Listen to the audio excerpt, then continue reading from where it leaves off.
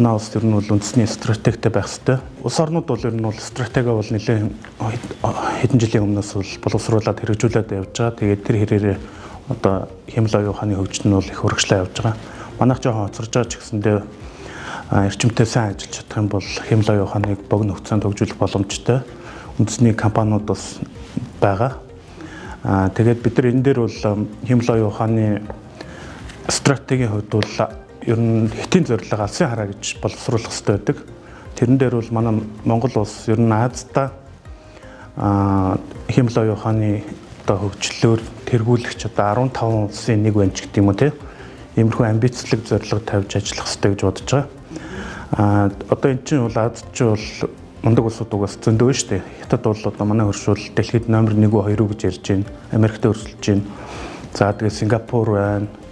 Солонгос байна.